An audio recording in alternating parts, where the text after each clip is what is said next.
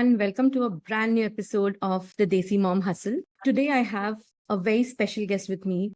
When I was actually thinking about, the podcast series and, the kind of audience who I want should listen to the episode, she was the first person who came to my mind. I need to explain why, she is actually the ideal target audience that I wanted. She's somebody who got married early, who had her child early.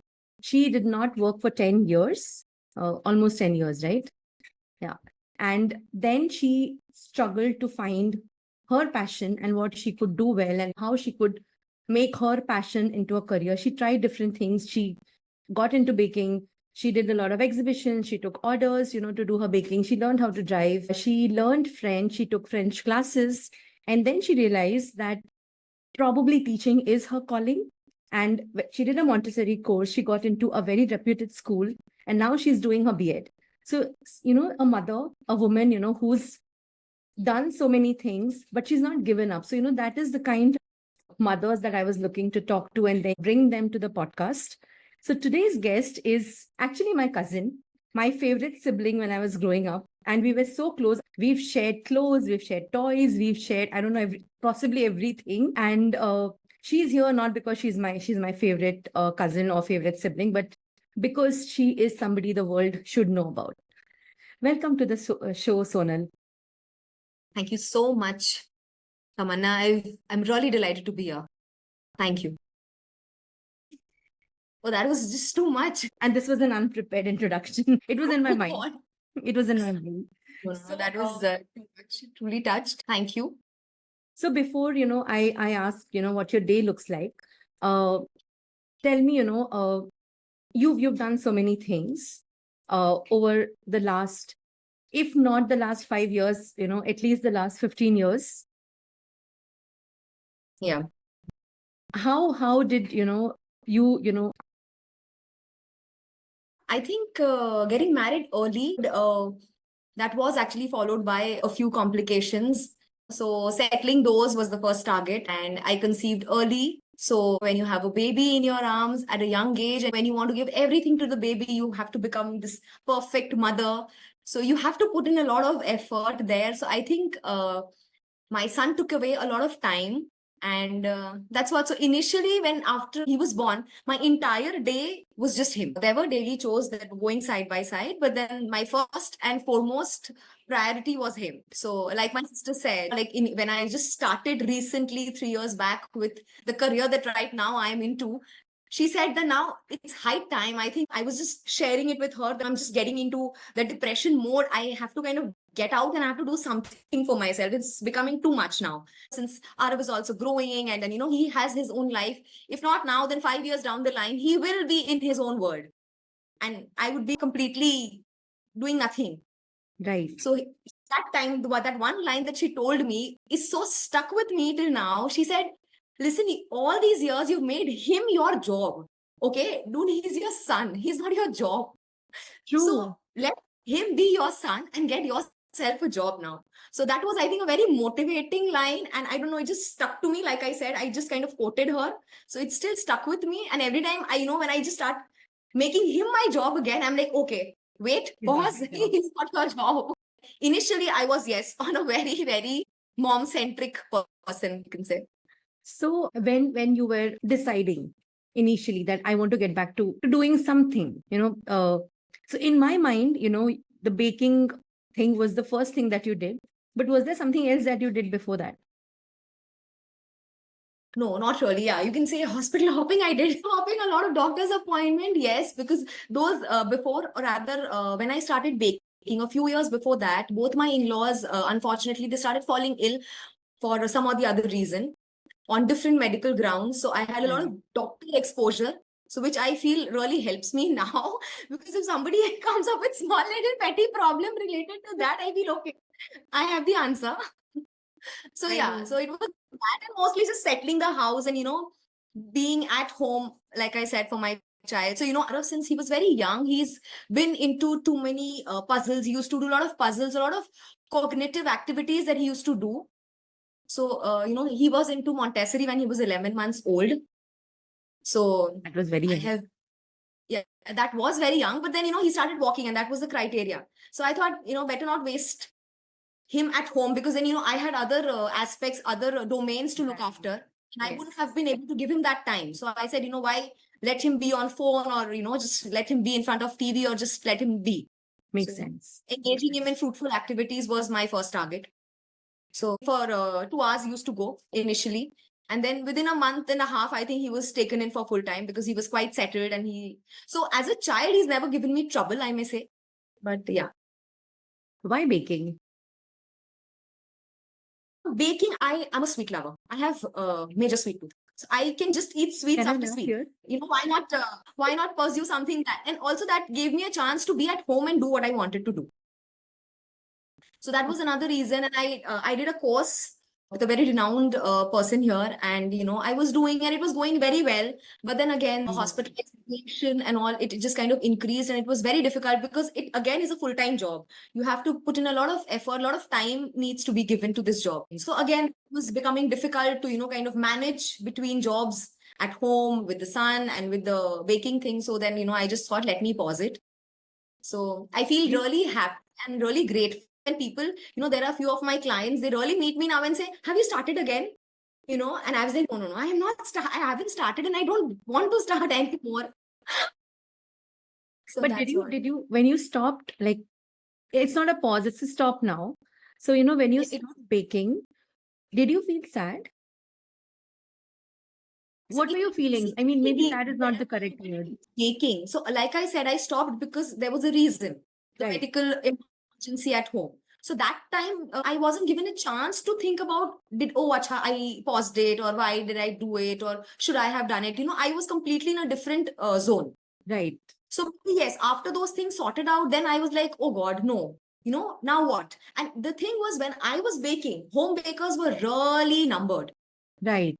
Now the home bakers have grown. They have really, really grown. In every locality, you will have a home baker. Correct. So I had a huge scope that time, and I was doing well. But then again, the medical emergency and the house calling thing. So I just had to kind of stop it urgently. So the next thing that you did was to learn French and to take classes. How did that happen? No, that actually it did not go that way. So what Okay. happened is, yes, so I stopped, and I think there was a pause for a couple of years then. Wow. And in 2019, I thought that, okay, now this year I have to start TTC. So I think teaching has always been a forte. Like while I was in college, I've always given tuitions, and I think I Right. could connect with Yes. children well. So this is what I feel. So I thought, no, okay, let me just start with it. I thought I'll go do TTC, a full-time TTC, and then just get into some school or something. That was the idea. So by the time I decided, and I started inquiring about TTC, I found out that the course had already started and they wouldn't take in any new candidate. Okay. So I said, fine. Even if it has started, and since I have made up my mind, I will not stop. I will go ahead with Montessori. So that will be like a prepping up thing before TTC. So I did my Montessori, and after it got over, and there was the school that I work with, they came up with new vacancies because they introduced the nursery section in their school. Fine. So they called in for interviews, and I went and I got through. So I was quite happy, for the new start, new beginning. Everything was sorted after 10 years, and I was like, okay, now nothing can go wrong. And that is when COVID had to knock at the door, and this is Another break. everything. Yeah. So that was another pause. And then, I kept inquiring about TTC and everything, but then no institution was offering TTC at that time. So I think due to COVID, everybody came at maybe a halt, because nobody knew what was going on.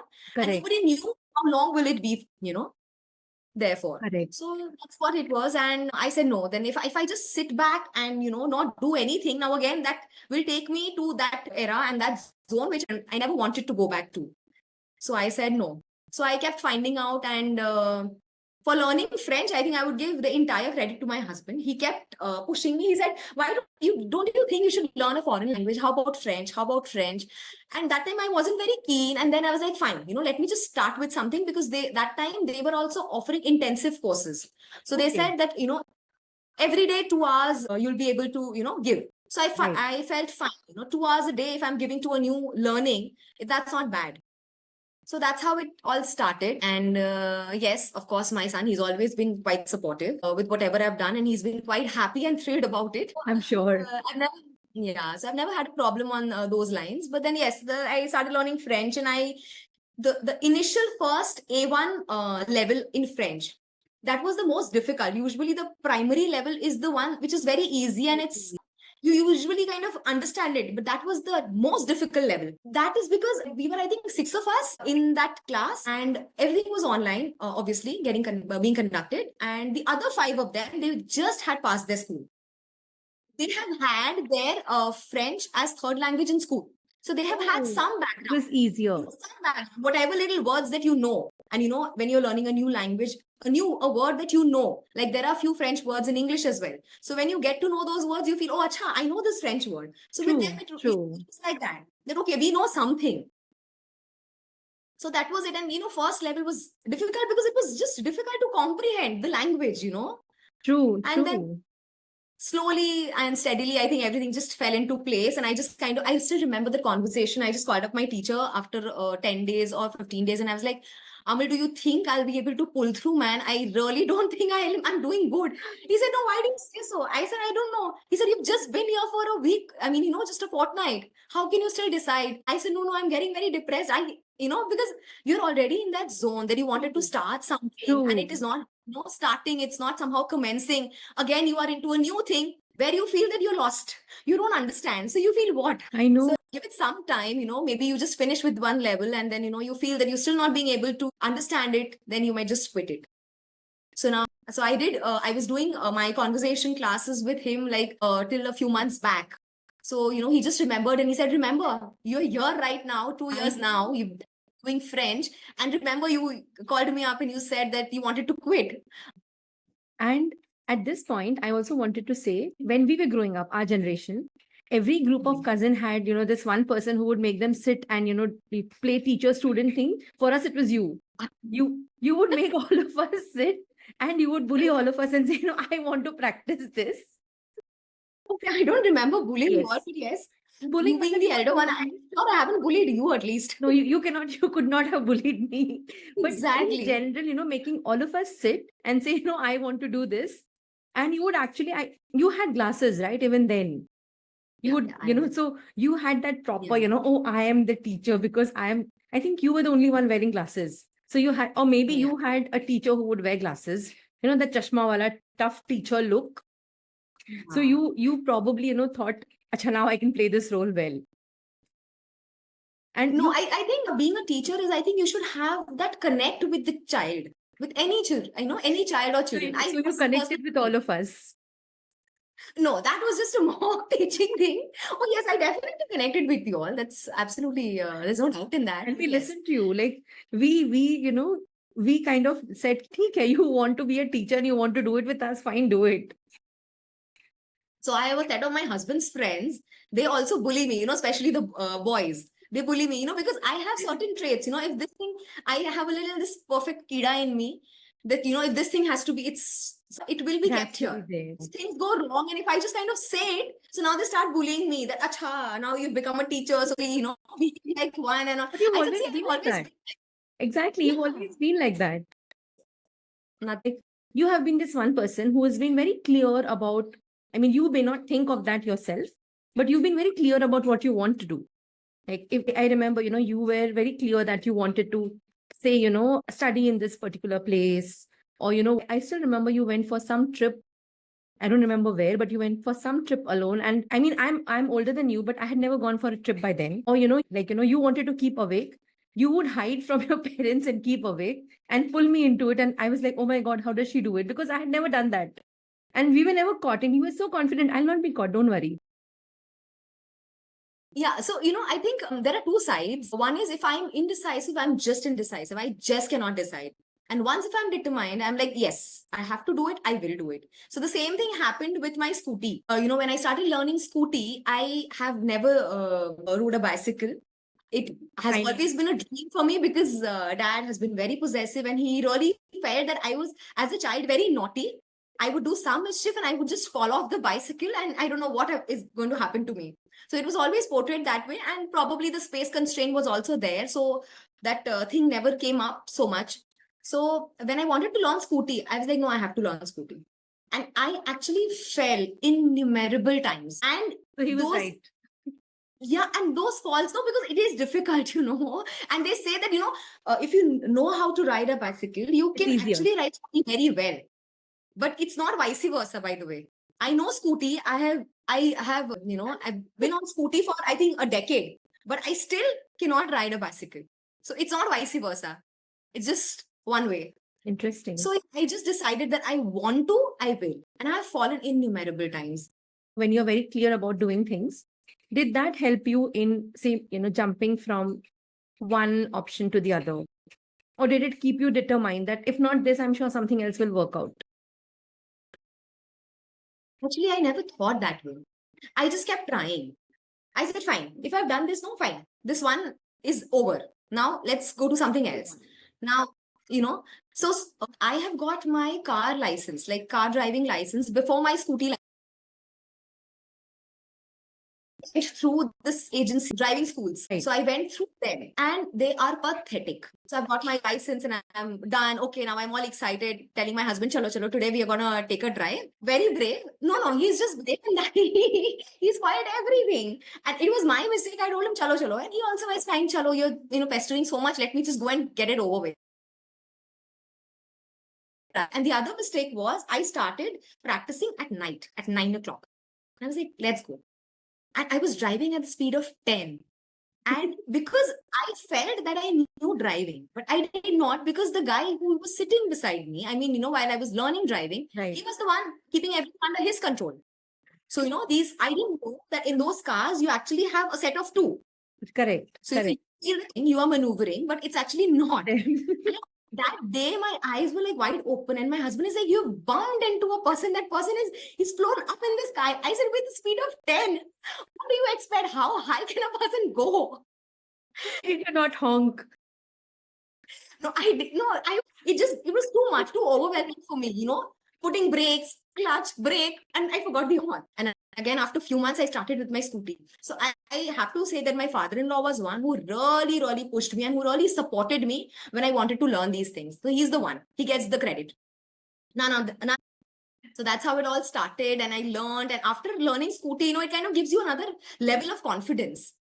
And And I independence. was absolute sense of independence. I think more than scooty, that absolute sense of independence came into me after learning car. And then one time, and my friends who know driving, there's a very close friend that I have. She's been driving since she was 16 or 17.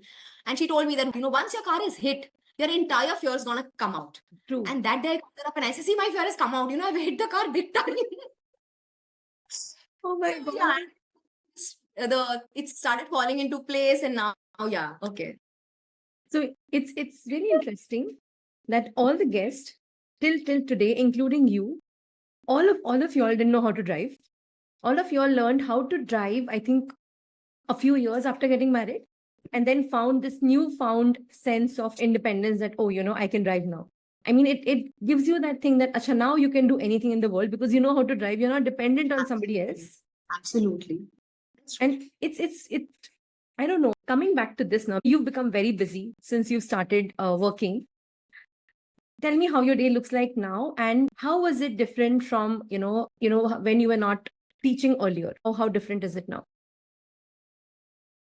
Very, very different, because that time my day started after my son left for school.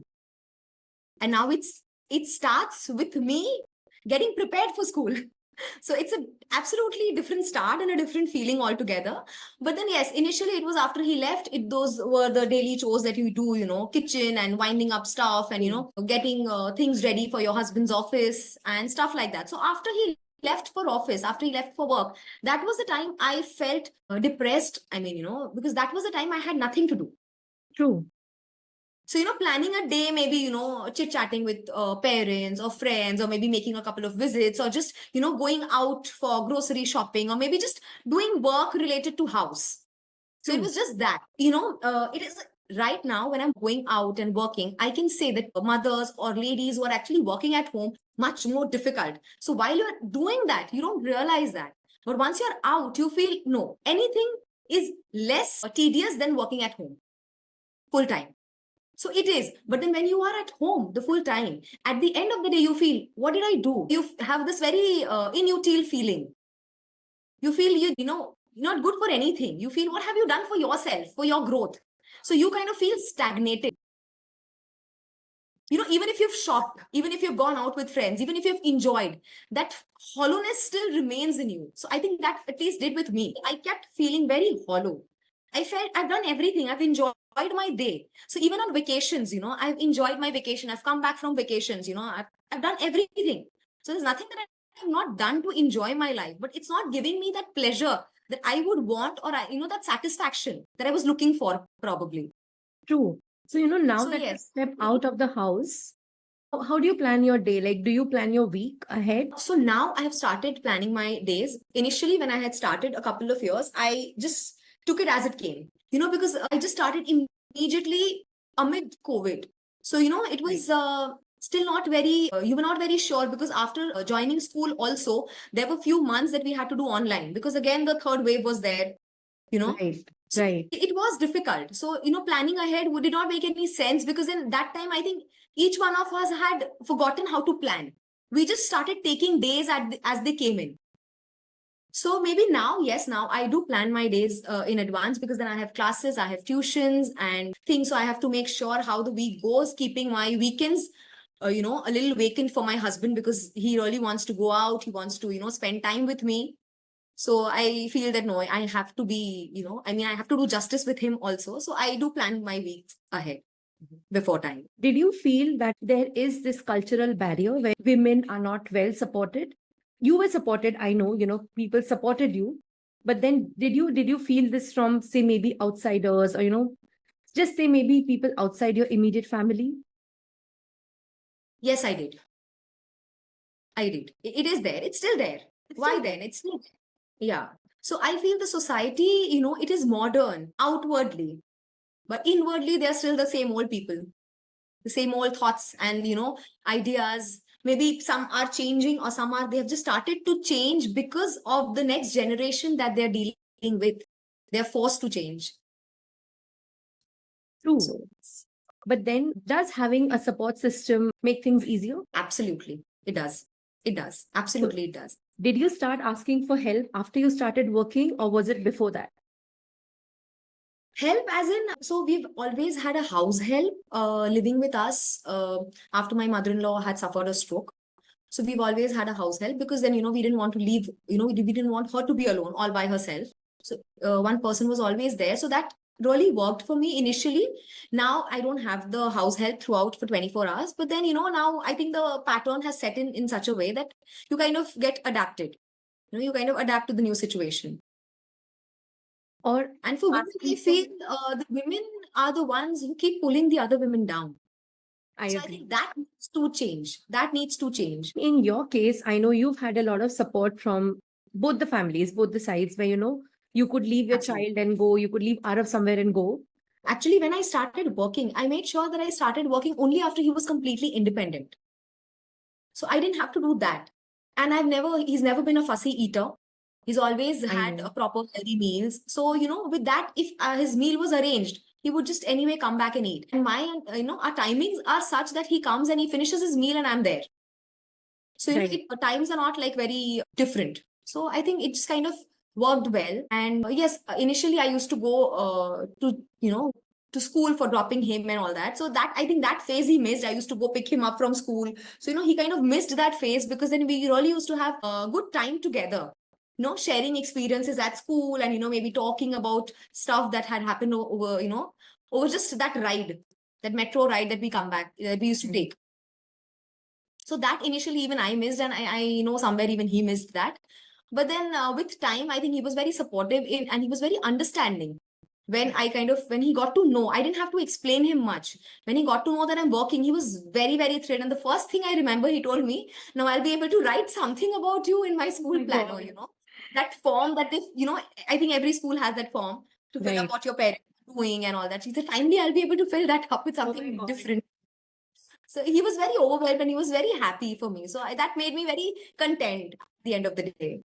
So it sort of balanced out your mom guilt that you're going out and working. Yes, yes, yes. by that time, I think it was quite solved, that problem. Interesting. I was anyways going to ask you that next, like how did you deal with your mom guilt? Because working from home or working inside the house for so many years and then going out is a very different feeling. I mean, I don't go out. I don't think I can ever step out and work now. No, you just feel so. It's not that. Maybe. I am very comfortable at It's not that. It's just that you've made that perception. If I can, I think anyone can. Trust me, your situation is, I have seen you after your marriage. Your situation was quite different from mine. correct. The challenges were quite different from mine. So if I could, even you can. So it's just the perception that you've made for yourself. Maybe it's more of your comfort level at home. So, maybe. And it's working out well. If it wasn't working out, even you wouldn't sit at home and do, right? Yeah, possibly. Yeah. So I'm maybe very happy. That is why I feel I need to work from home.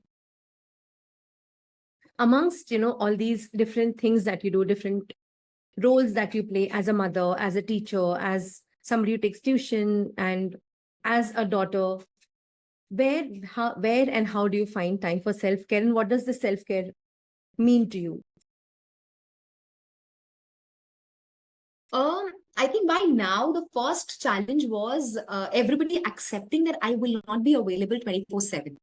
That was the biggest challenge for me as well as for the others, because they've always seen me around all the time for these 15 years, these 12 years. I mean, I was just a phone call away for anyone.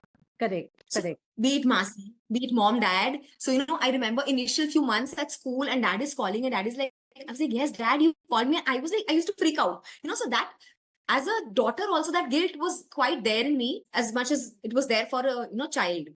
So he's calling in the middle of the school and I just kind of see his call and I was like, dad, you've called me, everything okay? He's like, oh, much, I forgot you're at school. I was like, what? Because the initial number you see and you kind of freak out. At this odd hour when he knows I'm at school, he's calling me, means there's some emergency. Correct. So Correct. To kind of settle in that environment, out of that guilt, that was the first challenge for me as well as for my family members.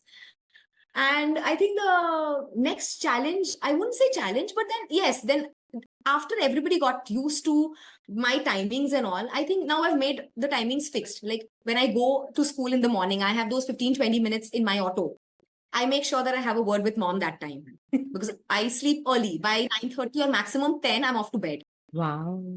So self-care would be 8 hours of sleep, which is mandatory. My son freaks out and he gets very irritated every time I tell him, you have to sleep for 8 hours. And then I tell him that, you just wasted your time. You just didn't do your work. You didn't finish your work. You should have done this.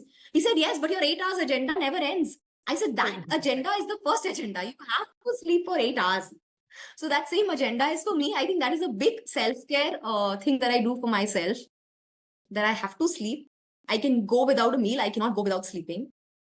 So for me, I think that kind of, rejuvenates me for the next day.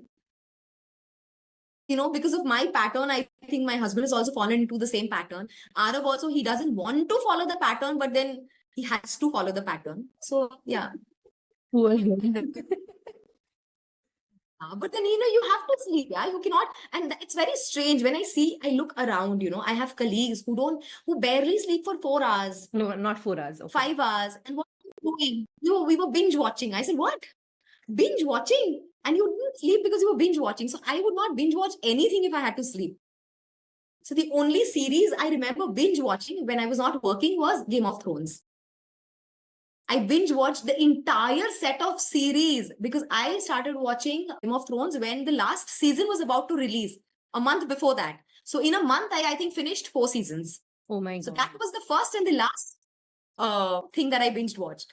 So I feel very strange. As children also, it's very important for a child's growth to sleep for at least 7 to 8 hours. And I see my child's friends, they don't take that kind of sleep. So I feel sad, but then fine. I said, you have no choice. I think I have that rule for my kids, but not for myself. But then I think that is very important. I sleep during the day. It's not the same. That does make up. I know it's not the same. Yeah. I agree. But it's also because, I work in a time zone where I cannot go to sleep before 12:30. Right. So if I were you, I don't think I would be able to do that kind of work in long run. because it's somehow, I don't know, my body, with me, it's always been this since very beginning. If I was feeling unwell, the only medicine that would work with me was a good sleep. I would just take a good sleep. I was all fine.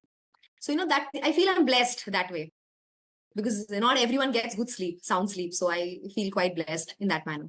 And that's why you've prioritized sleep. Yeah, I do. Okay. And as moms, like, we celebrate every small things that our kids do, but then as a mother, as a working person, do you celebrate your small wins? Honestly, I do. Because I think that could be related with late start. Because you're starting late, you're competing with the generation now. You're competing with much younger people who are a decade and a half younger to you. It's difficult to cope. So, every little time that, maybe the vice principal has said something good about me, or the other teacher has complimented me, I really take it in a very good stride, and I feel quite motivated. I feel, okay, I have some stand with this generation then. One of them, she's quite close to me, and she tells me, my mother is 45. I said, nobody asked your mother's age. So you keep quiet. She tells me, you like my mama. I said, just shut. Oh my God. So, I mean, we spoke about this, when we were on our longest phone call ever. When you Yes. started working, and like you just mentioned, I mean, this is something I want people to hear, all the moms who are going to be listening to this. When you started working, you were not working for 10 years, more than 10 years, in fact. And then when you started working, you're working with very young people. What were the challenges that you faced? Internal challenges. Nobody told you this was a challenge, but you made it a challenge for yourself. Or maybe you assumed that, oh my God, this is going to be difficult. The only challenge that I face right now, or maybe that time when I thought about it, is it's still the challenge remains the same. The age, I miss out on that age factor. Like, if they are 25, they have a lot more opportunities lined up for them as compared to me. True. So that is the only challenge that I thought I faced, and which I still feel that I face. So, if I have to maybe think about my job opportunities elsewhere, I wouldn't think, because then, if I've joined late, I would rather stick to one institution for a longer time. True. And also, after age, I think you have you ego, or maybe self-respect, or I don't know what you may call. It's like you don't like to be told, after a certain age, you want to do the way you want it. Correct. You don't want to be told. But with these Gen Zs, they are constantly being told, do this, do this, do this, do this. And they're okay, fine. This is done. Now this is done. So with us, or rather with me, I have never liked being told initially also, and now even more. I know my work, so I can do it. So, that is another challenge, or rather, you can say that's a little drawback that we face because of age. And I think it happens with all. Everyone is growing and maturing. So after that mature age, when I am with my colleagues and, if she's trying to be over peppy, I know it's her naturally. And, you kind of miss your old self. But then even if you want, you cannot become that, because you've already crossed that age. Correct. And you've kind of become more wiser. So, you can resonate with that colleague, but then, you, even if you want, you cannot become her. Did this, come to your mind? Did this hit you that, oh, I'm going to be 40, I've not done anything in life? Because I know there are some people who think the other way, who are probably in my journey, and they say, oh, I am whatever, 37, and I don't have a child yet. Because I was so deeply engrossed in having a career. Now I think, I'm 37. 37 is just an age. Or maybe say I'm 35 and I don't have a child yet. So did this bother you at some point of time that, oh, I'm going to be 40 and I'm not, in my mind, I'm not settled yet? So these things, again, I feel are very subjective. Like you said, for some it may be career, for some it may be having a child, for some it may be marriage, maybe they just kind of missed out on that age, and now they kind of, I have a cousin who's doing that, and she's not getting the perfect match. And she doesn't want to settle with any. Even after that certain age, what used to be told when we were growing up, because you have this age, now you just kind of compromise somewhere and get settled. Correct. So she doesn't believe in that. I feel, why should one? Why should one? If you're not getting the perfect person, the perfect partner you want to spend your life with, then why? So again, these choices are very subjective in these topics as well. So for me, it was always there that yes, I'm not doing anything. So that age never struck me so much. But then I was like, okay, I'm not doing anything. I was feeling very useless at one point of time. I felt, and just kind of started staying very frustrated, very irritated. No, I want to do, but then good that I started doing something. Otherwise, my husband would have gone completely berserk. It's for sure. I keep telling him I would have made your life hell. If I wasn't doing this, your life would have been hell. Because, we have other problems as well, right? The hormone issue and stuff, as you're nearing 40. So you feel that, if you're not settled, that one problem is constant with all the females. Correct. And the rest follow. True. So if there are multiple problems, then the life is going to get hell for the husband or for the boyfriend or for the other members. So yes. So do you feel that we women have created this pressure for ourselves, like standards? By the time you're 40, you should have this, or by the time you're 35, you should have this, or by the time you're 30, you should have a child. I think we plan a lot of things in advance these days. A lot of planning is there. Like with me, there was no planning. Okay, the life just went very unplanned. Which So is initially, good. Which is which is good. So now you realize it now when you are reaching 40. Okay. Yeah. When Again, at that point, that is what I was telling you. In your mind, that's there. That you become wiser, no? No, you become wiser. You become saner. You kind of relate, you kind of resonate, you kind of understand the situation better now. And that is at any age, maybe whatever happened to you when you were a teenager, when you were in your 20s, you would understand, acha, this happened for a reason, now I understand it. So, it's like that. So maybe when I just kind of conceived, it was just so sudden, so immediate, and I wasn't very ready to accept my pregnancy. So for the first couple of months, I was quite depressed. I was like, acha, I didn't want to conceive. I didn't want a child so early. And finally, 6 months down the line, then I kind of, the feeling seeped in and I kind of started taking care of myself and, started preparing myself for the baby and everything.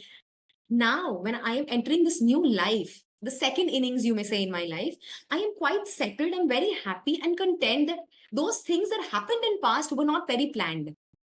Because, at one point of time, you are compelled to think that whatever the higher being is planning for you is much better than what you plan for yourself. Last question before we end up. There are so many women, who get married, have a child, and then they stop working, or they take a very long maternity break, and then they're like, now what should I do? So, you are somebody who's tried out so many things, but never given up. You were like an explorer trying to explore things and say, okay, let me try this. So what would you tell them? Because they don't know where to start. They don't know, where is the starting point from where I need to start exploring?